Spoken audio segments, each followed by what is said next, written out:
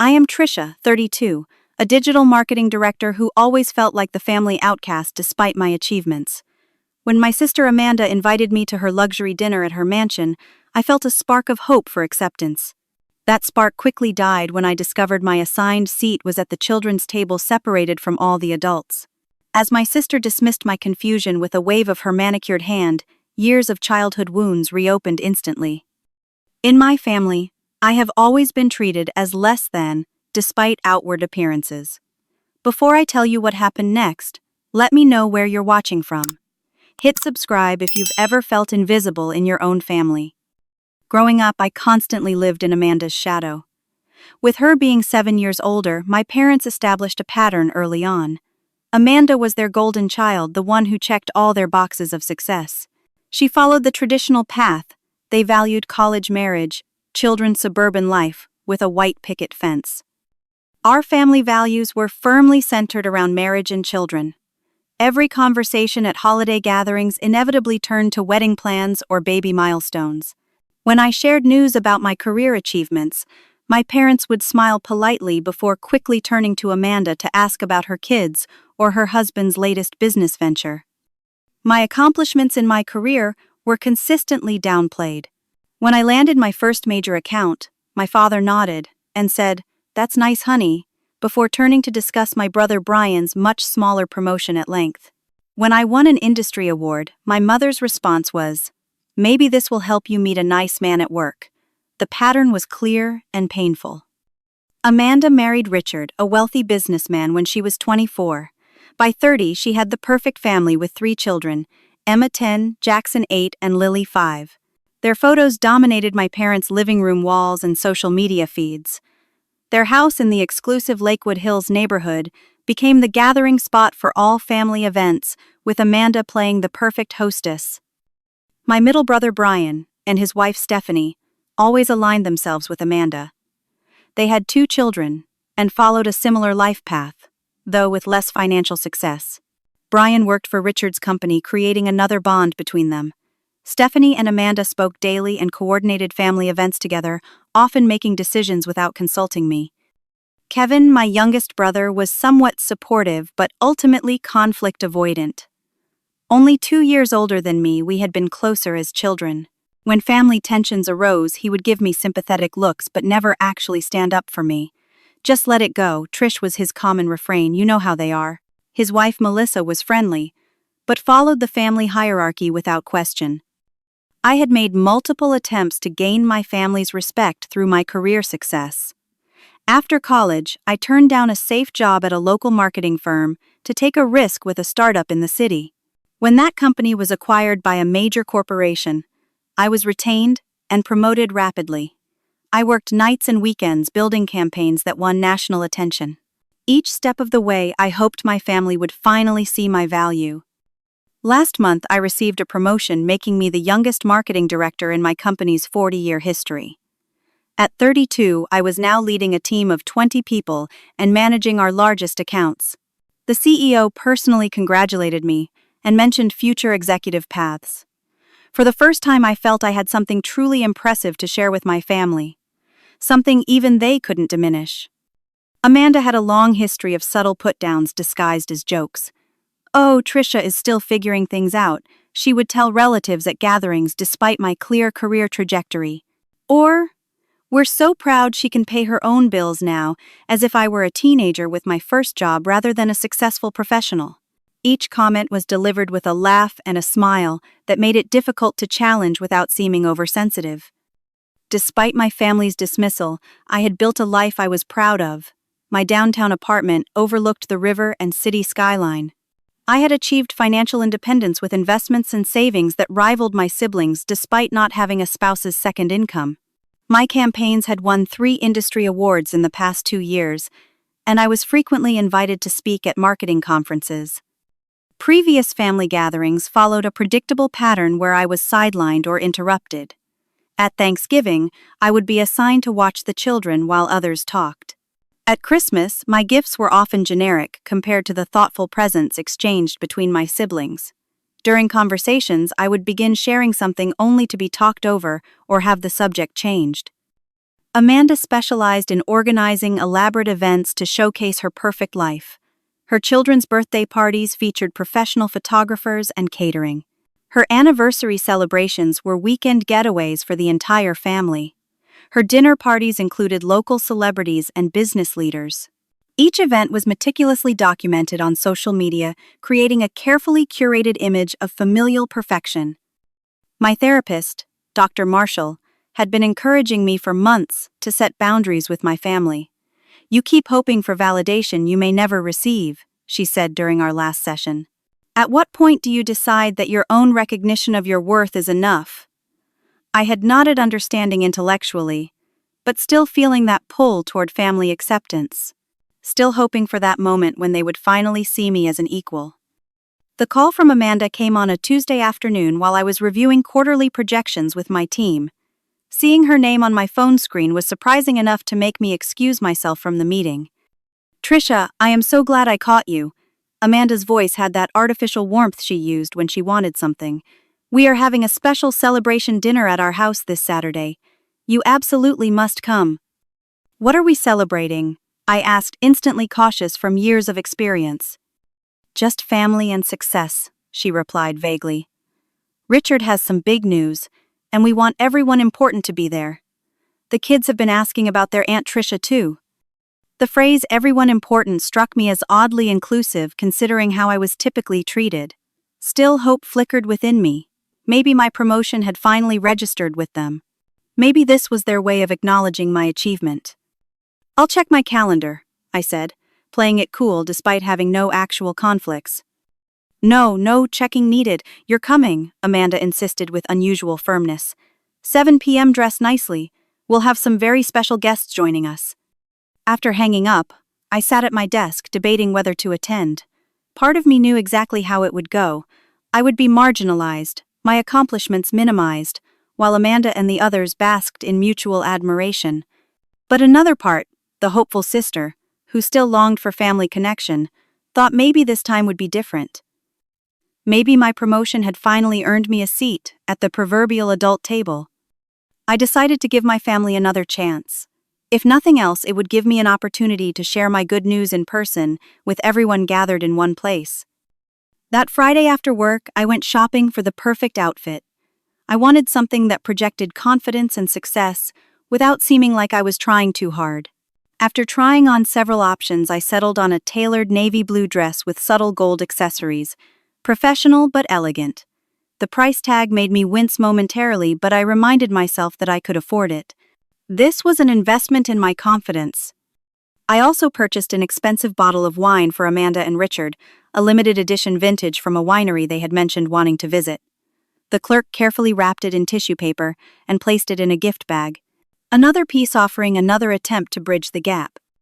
That night, I practiced responses to potential family criticisms. In my bathroom mirror, I rehearsed calmly stating my accomplishments without apologizing or diminishing them. "I'm now the director of marketing, leading a team of 20 people. Our last campaign increased client revenue by 30%. Simple facts stated with quiet confidence. Dr. Marshall would be proud." The promotion truly was significant, and I allowed myself to hope for recognition. Leading the marketing division of a national company at 32 was objectively impressive. Even my family, with their traditional metrics of success, would have to acknowledge that.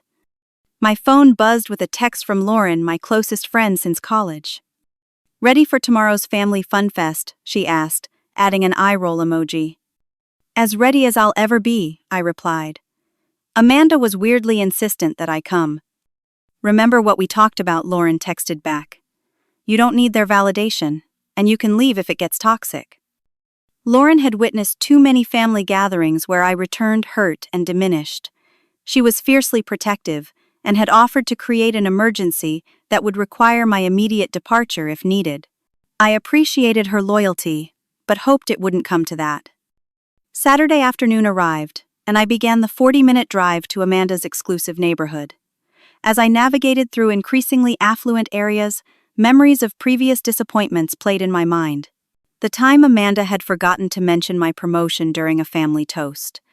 The time my parents had left early from my award ceremony, but stayed for all 6 hours of Emma's dance recital. The constant questioning about my single status, as though my accomplishments meant nothing without a ring on my finger. During the drive, I checked Amanda's Instagram and saw she had posted several stories building up the dinner: elaborate flower arrangements, a professionally set table, champagne chilling. The caption read, "Special night with special people. Some exciting announcements to come. Blessed number, family first." I gave myself a final pep talk as I pulled up to the wrought iron gates of their subdivision. This time would be different because I was different. I had Dr. Marshall's techniques. I had practiced my responses. I would stand up for myself calmly and clearly. I would not accept being diminished. Amanda's mansion sat on a corner, lot larger than most of the already substantial homes in the neighborhood. 3 stories of stone and glass with perfectly manicured landscaping, and a circular driveway where a few luxury cars were already parked. Richard's wealth from his investment firm allowed them a lifestyle that seemed designed to intimidate. Perhaps that was the point. I had deliberately arrived 30 minutes early, hoping to help with preparations and maybe have a moment with Amanda before others arrived. When I rang the doorbell, their housekeeper Maria answered and welcomed me warmly. "Miss Trisha, so nice to see you. Mrs. Amanda is in the dining room." I found Amanda arranging place cards on an elaborately set dining table. Crystal glasses, fine china, silver candlesticks, and an enormous floral centerpiece created a magazine-worthy scene. "Trisha, perfect timing," Amanda said, looking up briefly. "Can you finish placing these cards while I check on the caterers?" I nodded and began arranging the name cards according to the list she had left. I noticed immediately that my name wasn't on it, but assumed it was an oversight. This was a chance to be helpful to bond with my sister through cooperation rather than competition. "The table looks beautiful," I commented when she returned. For a brief moment we shared a genuine smile as she adjusted a flower arrangement. "Richard invited some important clients," she explained, "plus Mom and Dad Brian, and Stephanie Kevin, and Melissa. It's going to be a full house." "Sounds great," I said, seizing the moment. "I have some exciting news to share too. I got a major promotion last month." "Oh, that's nice," Amanda replied distractedly, checking her watch. "Can you help me greet guests? Some of Richard's colleagues are arriving early for drinks." And just like that, the moment was gone. I followed her to the foyer, where Richard was already welcoming a couple in their 50s. "John Margaret. This is my little sister, Trisha," Amanda said. "She works in advertising or something, don't you, dear?" "Marketing, actually," I corrected gently. "I'm the director of marketing at Apex Solutions." John looked interested. "Apex? Didn't they just win the Beacon Award for that healthcare campaign?" "Yes," I smiled, surprised and pleased. "That was my team's project." "How impressive," Margaret said warmly. "You must be very proud." For a brief shining moment I felt seen and recognized. The feeling continued as more guests arrived, and I found myself engaged in interesting conversations about business and marketing with Richard's colleagues. Several expressed genuine interest in my work, and one even mentioned a potential collaboration opportunity. Amanda hovered nearby, occasionally inserting herself into these conversations with a tight smile. For once, I wasn't being overshadowed in the family narrative, and I could sense her discomfort. By 7:30, all the guests had arrived. My parents made their typical entrance, my father loudly greeting Richard with backslaps, while my mother fussed over Amanda's outfit and hair. They gave me brief, distracted hellos before moving on to coo over their grandchildren. Brian and Stephanie arrived with their children, followed shortly by Kevin and Melissa. The adults gathered in the living room where servers circulated with trays of champagne and appetizers. I reached for a glass as a server passed, but Amanda intercepted. "Let's save that for the toast," she said, guiding the server toward Richard's business associates instead. I watched as champagne was distributed to everyone but me. When Richard finally raised his glass, he toasted to family success and new beginnings while everyone clinked glasses. I stood empty-handed, feeling the familiar sting of exclusion. "Dinner is served," Amanda announced moments later. "Everyone, please find your place cards in the dining room." Guests began moving toward the elegant dining room I had helped prepare earlier. I followed, expecting to finally see where I had been placed. As people found their seats, I circled the table once, then twice, confused. "Amanda," I said quietly, approaching my sister. "I don't see my name."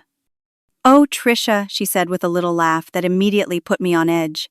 "We have so many important guests tonight. You'll be sitting in the sunroom with the children." "The children," I repeated, certain I had misheard. "Yes, we needed the space for the important guests," she said, gesturing vaguely toward Richard's colleagues. "It's just through there. Maria has everything set up." I stood frozen as the meaning of her words sank in. Important guests, which I clearly wasn't. Before I could respond, she turned away to help seat an older gentleman who appeared to be a business associate of Richard's. But I wanted to. I began only to have Amanda turn back and quickly shush me. "Not now, Trisha. Everyone's getting seated. Just go through to the sunroom, please." My parents seated nearby watched this exchange without comment.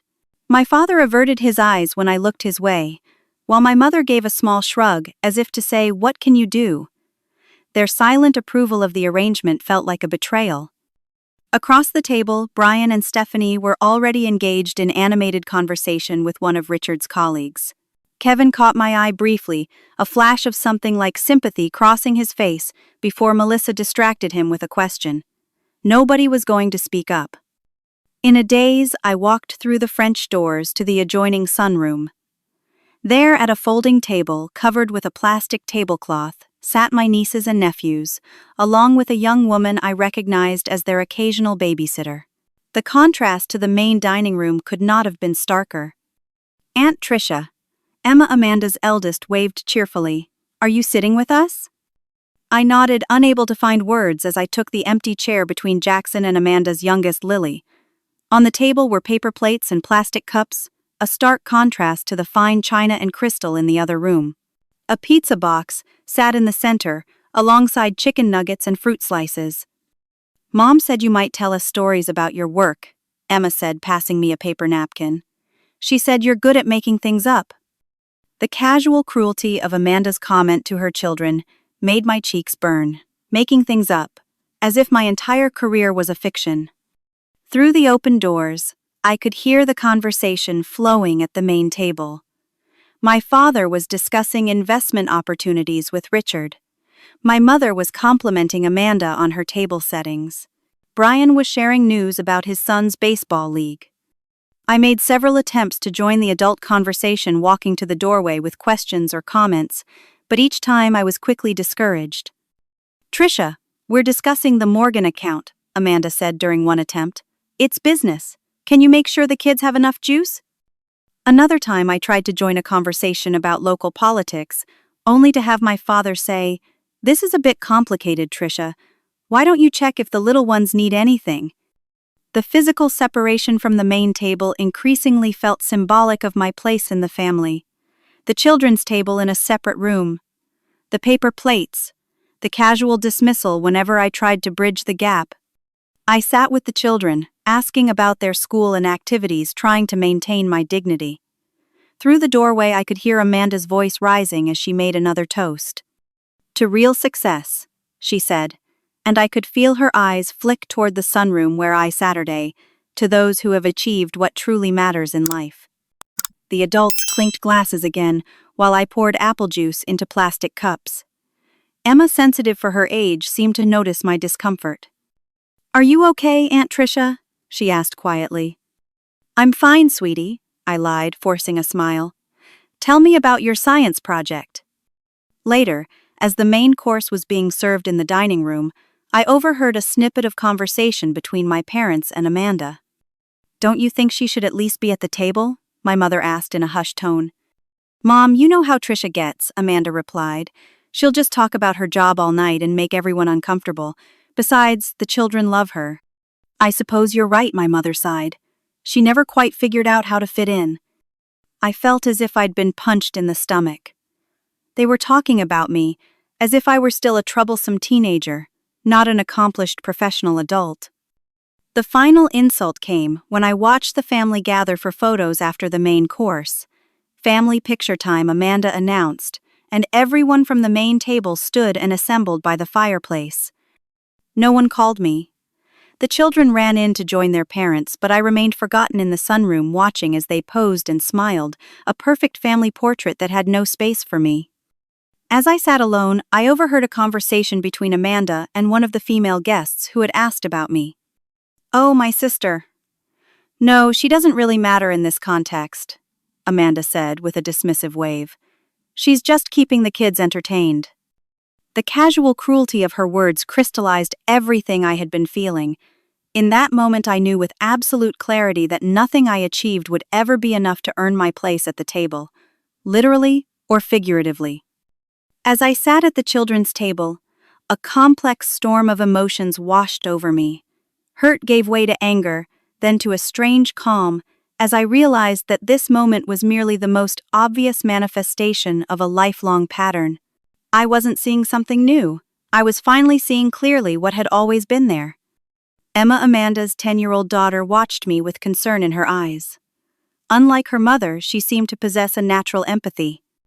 "Aunt Trisha, are you sad?" she asked, her voice low enough that the other children couldn't hear. I considered lying again, then decided against it. "A little bit, Emma. Sometimes grown-ups get sad too." "Is it because you're sitting with us instead of the adults?" Her perception surprised me. "Kind of," I admitted. "But it's more complicated than that." Emma nodded seriously. "Mom puts me at the kids' table at my own birthday party sometimes, when her friends bring their kids. She says it's because the adults need to talk, but I think it's because she forgets it's my party."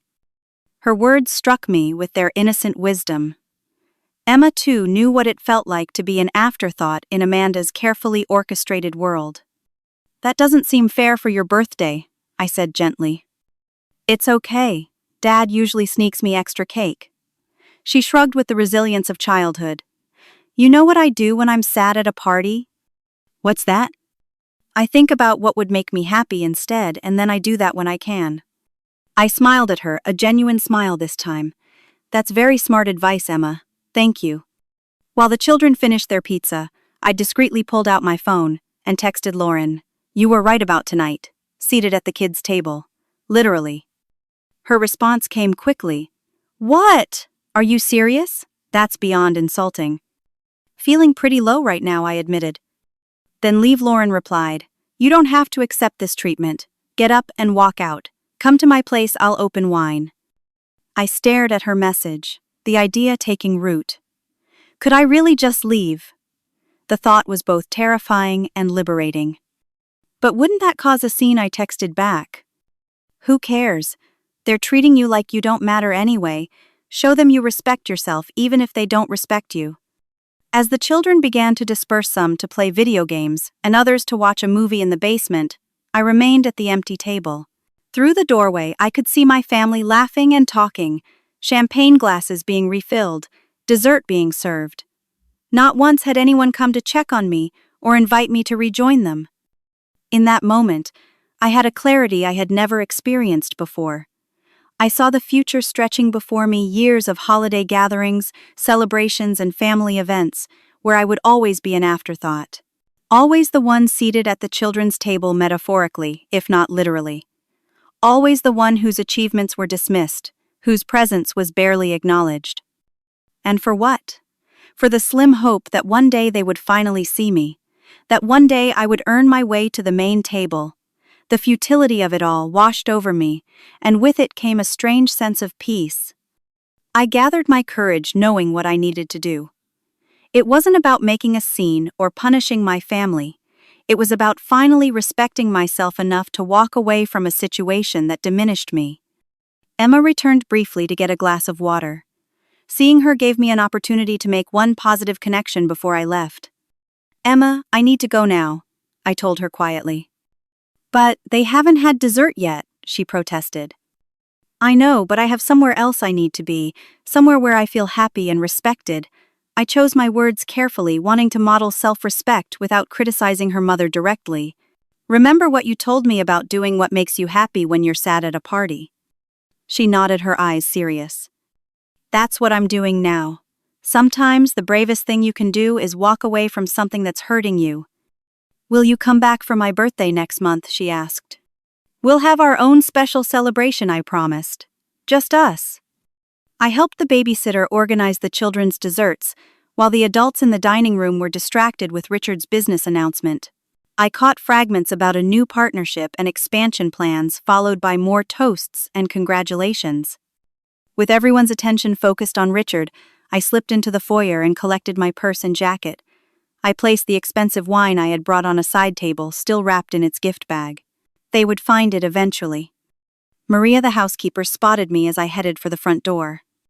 "You're leaving Miss Trisha?" she asked, surprised. "Yes, Maria.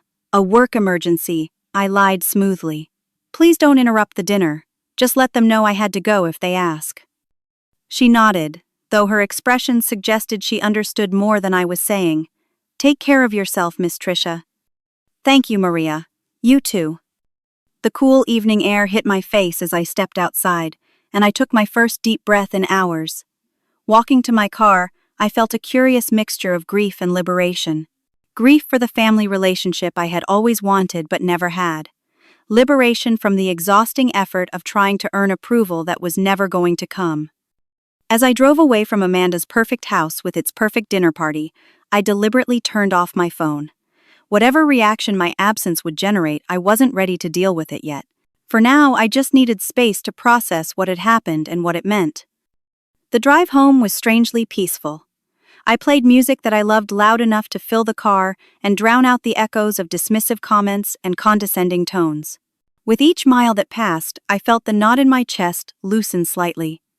By the time I reached my apartment building, I had already made several decisions. I would cancel my appearance at the family Easter gathering next month. I would spend Thanksgiving with Lauren and her parents who had been inviting me for years. I would send gifts to the children for their birthdays, but decline attending parties at Amanda's house. These weren't angry, impulsive decisions. They felt like calm, necessary boundaries. For the first time, I was choosing my own well-being over the hope of family approval. In my apartment, I immediately changed out of the expensive new dress into comfortable clothes. The dress represented my effort to impress my family to somehow earn my way to the main table through appearance and achievement. I hung it in the back of my closet, a reminder of a perspective I was leaving behind. Instead of dwelling on the night's humiliation, I created a self-care evening. I ordered my favorite takeout, opened a bottle of wine I had been saving for a special occasion, and turned on a movie I had been wanting to watch. This wasn't distraction or denial, it was a deliberate act of self-kindness. As I ate dinner on my couch, I noticed the contrast between my simple meal and the elaborate dinner I had left behind. Yet here in my own space, I could eat without knots in my stomach. Here, no one was diminishing me or relegating me to a separate room. Here I was enough just as I was. Before going to bed, I took out my journal and wrote about the evening. Not just the hurt and disappointment, but also the clarity and decision. I wrote about Emma and her unexpected wisdom. I wrote about the moment I decided to leave, and how it felt like taking control of my narrative for the first time. The last thing I wrote was a set of intentions for my future family interactions. I will no longer seek validation from those who cannot give it. I will no longer diminish myself to make others comfortable. I will build connections with family members who show me respect, but I will not chase after those who don't. My worth is not determined by my place at their table. As I closed the journal, I felt a surprising sense of peace. Tonight had been painful, but it was also a turning point. The pain of rejection was giving way to the freedom of choosing my own path forward. Sunday morning, I awoke to the persistent buzz of my phone. After turning it back on, I was met with an avalanche of notifications, 53 missed calls, 37 text messages, and numerous social media alerts. The timestamp on the first message was 9:15 the previous night, about 30 minutes after I had quietly left the dinner. The messages followed a clear emotional progression. From Amanda, 9:15 p.m. "Where did you go, Maria? Said you left." 9:20 p.m. "Hello, we're about to cut the celebration cake." 9:35 p.m. "Seriously, Trisha, this is rude. Everyone is asking where you went." 9:50 p.m. "Mom and Dad are upset. You're embarrassing the family." 10:15 p.m. "Answer your phone." 10:30 p.m. If you're doing this for attention, it's not working. You're just making yourself look childish. 11:00 p.m. Richard's client John keeps asking about you. This is really inconvenient. 11:45 p.m. Trisha, please. This isn't funny anymore. Are you okay? 12:30 a.m. I'm getting worried. If you don't answer, I'm calling the police. 1:15 a.m. Please just let me know you're safe. I'm sorry if something upset you. The messages continued through the night, shifting from irritation to anger to panic and finally to something resembling concern. Similar messages from my parents showed their own progression. Trisha, leaving without saying goodbye, is very disrespectful. Dad, 9:40 p.m. Your sister went to a lot of trouble for this dinner. You're making a scene by being absent. Mom, 10:00 p.m. We raised you better than this. Dad, 10:30 p.m. Are you trying to punish your sister for something? Mom, 11:15 p.m. Just let us know you're okay, sweetheart. Dad, 12:45 a.m. My brothers had texted as well. Brian's messages were predictably critical. Way to make everything about you again, and Amanda is in tears because her perfect dinner is ruined. Kevin's messages were different. Are you okay? That kid's table thing was pretty messed up. And later I should have said something. I'm sorry. As I scrolled through the barrage of messages, I made the conscious decision not to respond yet, not out of spite, but because I needed time to process my feelings and respond from a place of strength rather than hurt. I opened Instagram to find that Amanda had posted photos from the dinner last night. Wonderful celebration with family and friends. Number blessed, number family first. The carefully composed images showed smiling faces around the dining table, champagne flutes raised in toasts, Richard standing to make his announcement. My absence wasn't immediately noticeable unless you were looking for me. But the comments told a different story. Where's your sister? Wasn't she there earlier? Richard's colleague's wife. Did Trisha have to leave early? We were having such an interesting conversation about the Beacon campaign. John, the business connection. Beautiful dinner, but seemed like something was off toward the end. Amanda's friend. Amanda had responded to each comment with increasingly strained explanations. Trisha had a work emergency. She wasn't feeling well, unfortunately. Had to take an important call and got pulled away. The contradictions in her explanations were obvious to anyone reading the thread. Her carefully crafted image of perfect family harmony was showing cracks. Later that morning, my phone buzzed with a call from Lauren. Are you okay? I've been worried since your text last night. I'm fine, I assured her. I did what you suggested. I left. Good for you. What happened after? I turned off my phone and came home. Apparently, it caused quite a stir. Let me guess, your family is more upset about appearances than about how they treated you. Pretty much, I admitted. Amanda seems especially frantic. She left about 20 messages. Has she actually apologized? Lauren asked pointedly. Not really. She said sorry if something upset you, which isn't exactly taking responsibility. Classic non-apology. Are you going to call her back? Not yet, I said firmly. I'm taking some time for myself first. Throughout the day, the messages continued, and I learned from Lauren that my family had been calling my friends trying to locate me. Lauren told me she had refused to give them any information. Your brother Brian called me, she said when we spoke again. He tried to make me feel guilty, saying everyone was worried sick. I told him I was sure you were fine, and that maybe they should consider why you left in the first place. What did he say to that?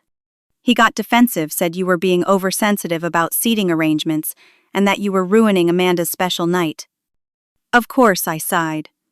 It's always about Amanda's feelings, never about how they treat me. By Sunday evening, I could piece together more of the fallout from social media and texts.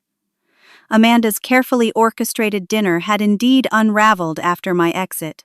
John Richard's important business connection had apparently been quite persistent in asking about me having been interested in discussing potential collaboration after hearing about my work on the Beacon campaign. According to Kevin's texts, John had been noticeably cool toward Richard after learning I had been seated in another room with the children. He kept asking why you weren't at the main table, since you were the one with the marketing expertise he wanted to discuss, Kevin wrote. It was pretty awkward. Amanda's desperation increased as she realized her perfect image was being questioned. She posted a series of Instagram stories showing family brunch the next morning, conspicuously tagging everyone except me. But commenters again noticed my absence, and one of Amanda's friends directly asked, "Is everything okay with Trisha?" The most surprising development came when Emma, Amanda's daughter, innocently posted a TikTok video from the previous night. Dinner with Aunt Trisha at the baby table, the caption read showing me sitting with the children while the adults could be seen laughing in the background. The video quickly gained traction among family friends, making the seating arrangement undeniably clear. Amanda had apparently been forced to explain the situation to Richard's parents, who had called Sunday afternoon asking what had happened. According to Kevin, Richard's mother had been particularly disapproving of how I'd been treated. Mrs. Davis said it was terribly gauche to seat family members with the children, especially an accomplished professional, Kevin texted. Amanda was pretty shaken after that call. By Monday morning, the family dynamics had shifted in unexpected ways. My silence had created space for others to form their own opinions about what had happened, and not everyone was taking Amanda's side. Richard's colleagues were questioning his family values. Amanda's in-laws were disapproving. Even within my immediate family, Kevin had begun to stand up for me in family conversations. I learned that Sunday dinner at my parents' house had proceeded without me for the first time in months. Kevin later told me that my absence had been like a ghost at the table, with everyone awkwardly avoiding the subject, until my father finally asked, "Has anyone heard from Trisha yet?" The most meaningful message I received was from Kevin late Sunday night. "I'm sorry, Trisha. I should have said something when Amanda put you at that table. It wasn't right, and I was a coward for staying silent. I've always admired how you've built your own life and success. I should have stood up for you." This was the first genuine apology I had received, and it moved me deeply. Perhaps there was hope for at least one meaningful family relationship to be salvaged. I also learned that Emma had defended me after I left. According to Kevin, she had announced to the adults Aunt Trisha left because you made her sad by putting her with the babies. The unfiltered truth from a child's mouth had apparently caused a moment of uncomfortable silence at the main table. Amanda, meanwhile, was working overtime to create a new narrative about what had happened. She had told several friends that I was going through something and that the family was very concerned about my mental health. This attempt to pathologize my reasonable reaction to her disrespect only reinforced my decision to maintain boundaries. By Monday afternoon, even my parents seemed to be reconsidering their position. My mother's texts had shifted from disappointment in my behavior to cautious concern. "Trisha, sweetheart, we miss you. Can we talk about what happened? Maybe there was a misunderstanding." And finally, late Monday night, my father called. I let it go to voicemail, still not ready to engage, but his message was different from his earlier texts. "Trisha, it's Dad. Your mother and I have been talking and, well, maybe we didn't see the whole picture on Saturday night. We'd like to hear your side of things. Call us when you can." Their tone had changed, but I noticed neither of them had actually acknowledged or apologized for how I had been treated. They were opening the door to communication, but still placing the burden on me to explain my side rather than recognizing their role in the situation. After 48 hours of silence, I had inadvertently accomplished what years of attempting to speak up had failed to do. I had made my family aware of my absence. By removing myself from their narrative, I had paradoxically become more visible than ever before. After a full week of silence, I finally decided to answer the next time Amanda called. The decision wasn't made lightly. I had spent hours discussing it with Dr. Marshall in an emergency therapy session. "What do you hope to achieve by engaging with them again?" she had asked. "Closure, maybe," I replied, "or at least clarity.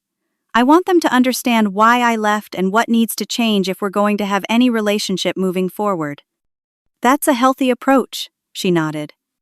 Set your boundaries clearly, stay calm, and remember, you can end the conversation at any point. When Amanda's name appeared on my phone Friday evening, I took a deep breath and answered. Trisha. Finally. Her voice was a mixture of relief and lingering irritation. Do you have any idea what you've put us through this week? Hello, Amanda, I said calmly, refusing to be drawn into defensiveness. Yes, I've been taking some time to think about Saturday night and what it revealed about our family dynamic. Well, you could have at least let us know you were safe. Mom has been beside herself with worry. I'm sure someone confirmed I was at work Monday morning, I replied evenly. If you were truly concerned about my safety rather than the disruption to your narrative, you could have checked there.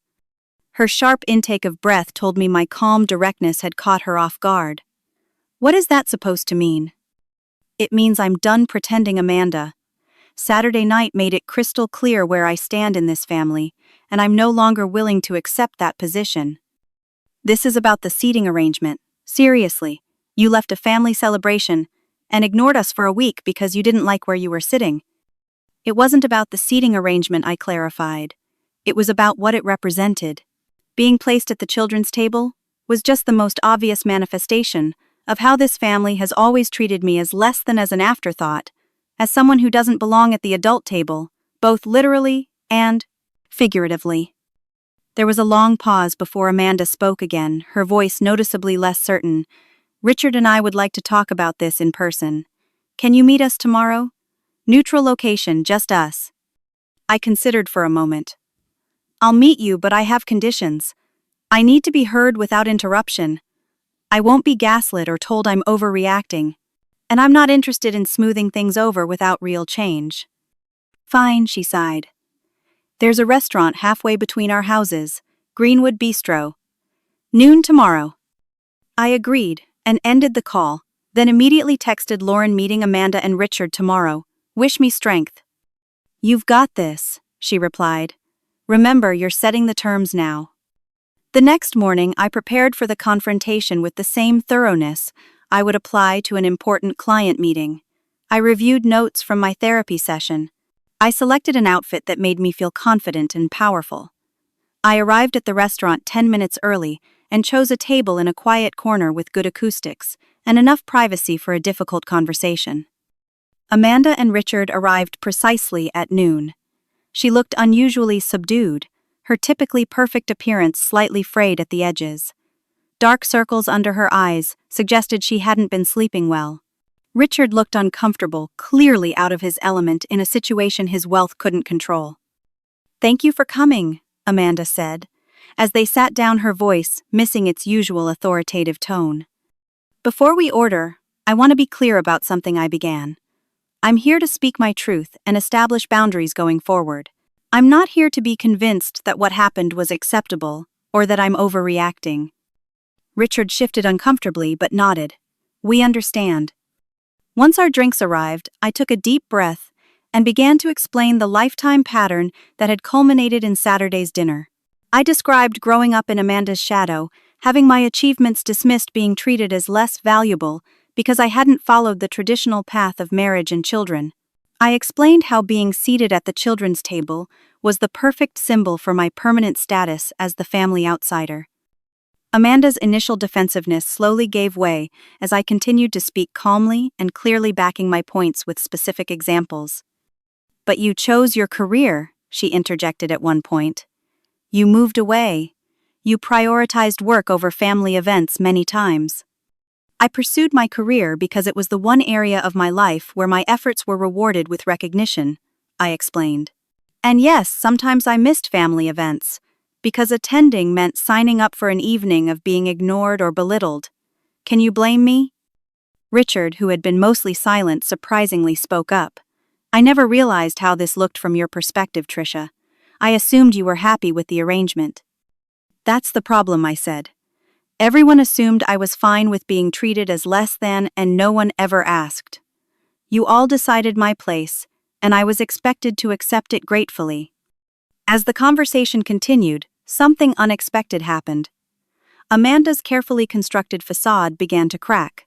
Her perfect posture slumped slightly, her eyes welled with tears, and suddenly, She wasn't the flawless, controlled older sister I had always known. "You think my life is so perfect," she said, her voice breaking slightly. "You think I have everything figured out. Do you have any idea how terrified I am all the time? How hard I work to keep everything looking right?" "What are you talking about?" I asked, genuinely confused by this sudden vulnerability. "Richard's company is in trouble," she admitted, glancing at her husband. "That big announcement at the dinner. It was our last hope for a major investor. That's why John's reaction to your absence was so devastating. He kept saying how impressed he was with your marketing insights during the cocktail hour, and when you disappeared," she trailed off. Richard picked up the thread.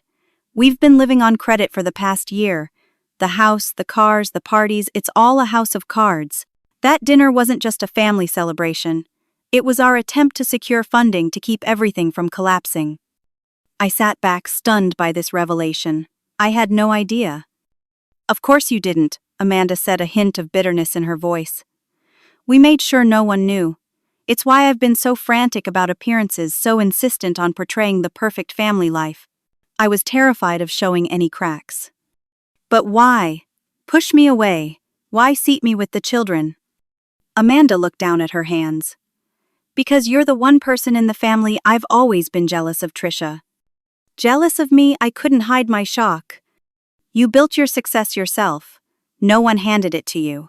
You don't depend on anyone else for your security or identity." Her voice grew quieter. "And when you were talking with John about your career looking so confident and accomplished, I couldn't handle it. I needed to put you back in your place, the place I've always assigned you in my mind."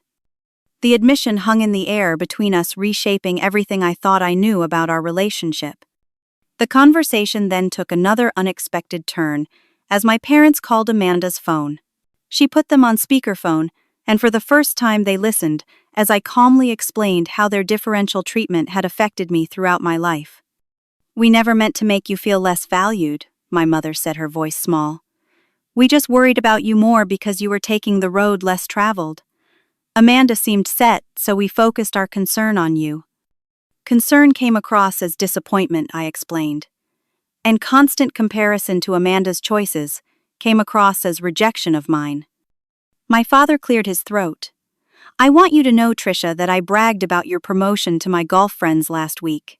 I didn't tell you, but I've always been proud of your independence. I just didn't know how to show it." After they hung up, Kevin called, having heard we were meeting. His support during the conversation was unwavering. "Amanda, what happened at that dinner was wrong, and we all know it," he said firmly. "I should have said something then, and I'm saying it now. Trisha deserves the same respect as anyone else in this family."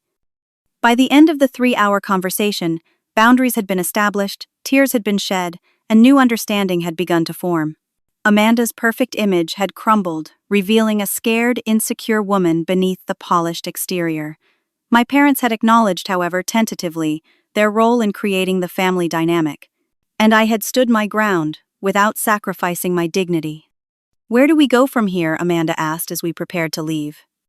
"I'm willing to try building a new kind of relationship," I said, "but it has to be based on mutual respect. I won't go back to being the family afterthought."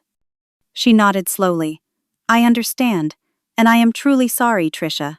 Not just for the dinner, but for years of making you feel less than. I was protecting my own fragile ego at your expense." I appreciate that, I said, recognizing the first genuine apology she had ever offered me. "It's a start." We agreed to meet again in 2 weeks this time, including our parents and brothers. Amanda suggested family therapy, surprising me with her willingness to do the work. And Richard, looking more human than I had ever seen him, mentioned that John had reached out about possibly collaborating with my firm, independent of his investment decisions. As we parted ways in the parking lot, Amanda hesitated, then gave me an awkward hug. "Emma misses you," she said. "She told me I was mean to put you at the kids' table. Smart kid." "She is," I agreed. "I promised her we'd have our own celebration for her birthday." "She'd like that," Amanda nodded. Maybe I could help plan something that honors both of you." It was a small olive branch, but a significant one from a sister who had never before acknowledged my place in the family. As I drove home, I realized that while nothing had been magically resolved, something fundamental had shifted. For the first time, I had been heard. For the first time, my family was seeing me as I actually was, not as they had decided I should be. The family meeting we scheduled would be challenging. Old patterns wouldn't disappear overnight. But I had found my voice, and I wasn't going to surrender it again. 6 months have passed since that fateful dinner, and the family landscape has transformed in ways I never imagined possible. Our gatherings now have a different energy, not perfect but more authentic and balanced than before. Last month, my company launched a major campaign that went viral, earning industry recognition and significantly growing our client base. When the news broke, Amanda was among the first to call with genuine congratulations. She shared the announcement on her social media with the caption, "So proud of my brilliant sister." The absence of qualifiers or comparisons was noticeable and appreciated. Amanda has begun to learn how to celebrate my accomplishments without feeling threatened by them. At a recent family dinner, she actually asked thoughtful questions about my latest project and listened attentively to the answers. When our mother started to change the subject, Amanda surprisingly said, "Wait, I want to hear more about Trisha's work. It sounds fascinating." My relationship with my nieces and nephews has deepened in unexpected ways. After my conversation with Emma at the infamous dinner, I made a point of connecting with each of them individually. We've developed special traditions, science experiments with Jackson art projects with Lily, and monthly professional lunches with Emma, who at 10 years old already shows interest in marketing and design. My parents have made halting but sincere efforts to engage with my career and life choices. My father asked me to help him understand digital marketing, and though his questions were sometimes basic, his genuine interest was touching. My mother has stopped asking when I'm going to settle down and instead asks about my latest travels or projects. Lauren remains my steadfast friend, but our conversations have shifted from processing family drama to sharing exciting developments in both our lives. "I can't believe how much has changed," she said during our last coffee date. "You seem lighter somehow." The transformation hasn't been limited to family relationships. I've found myself mentoring young professionals at work, particularly women facing similar struggles with family expectations and professional recognition.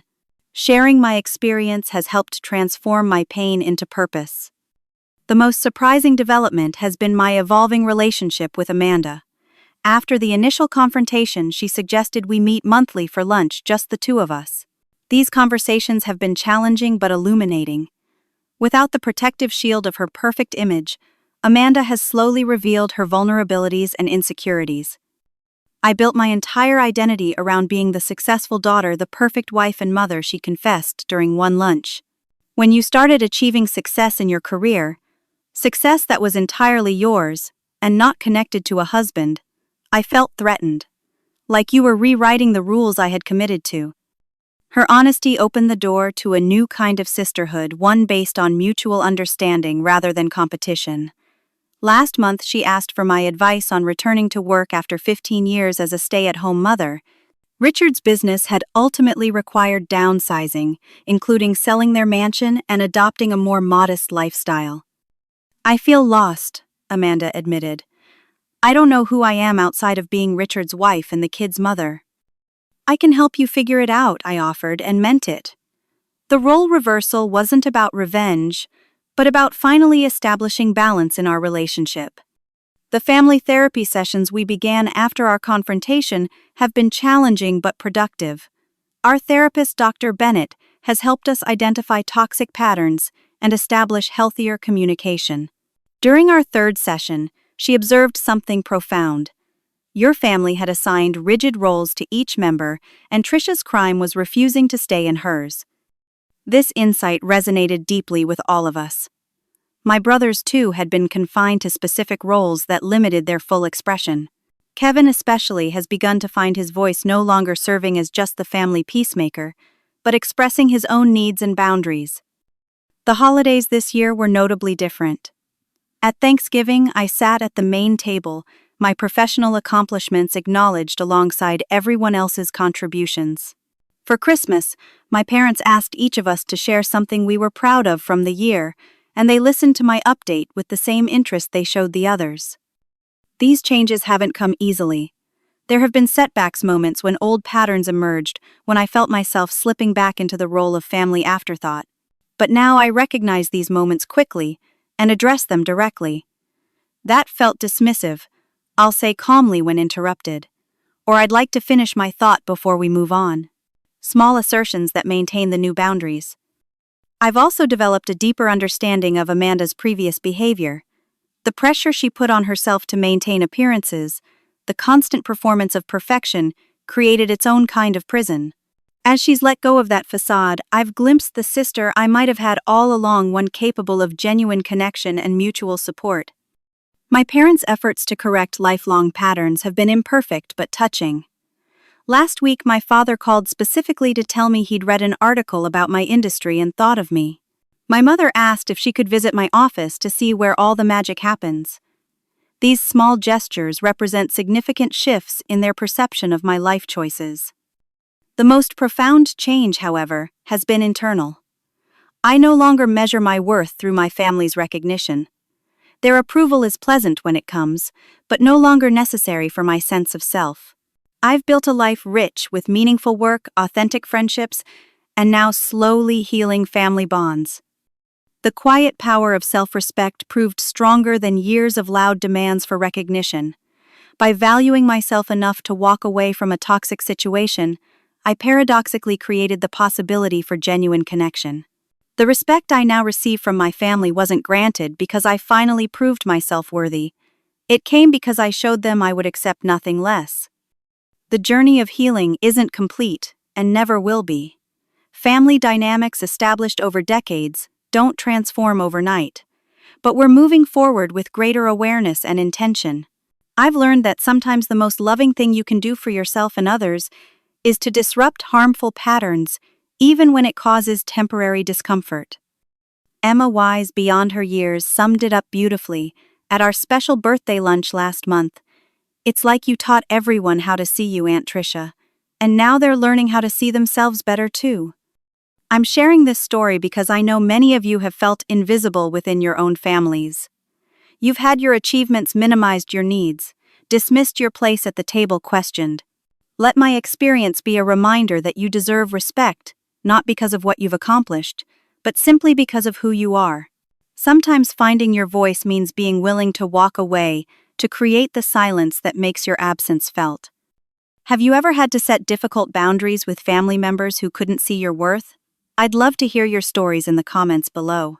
Like this video if you've ever had to make the hard choice between acceptance and self-respect. Subscribe to my channel for more stories about finding your voice and building the life you deserve. And share this with someone who might need permission to walk away from a table where they're not being valued. Thank you for listening to my story. Remember that healing isn't about forgetting the past, but about creating a future where you are whole with or without others' validation. You always deserve a seat at the table, and sometimes you need to build your own.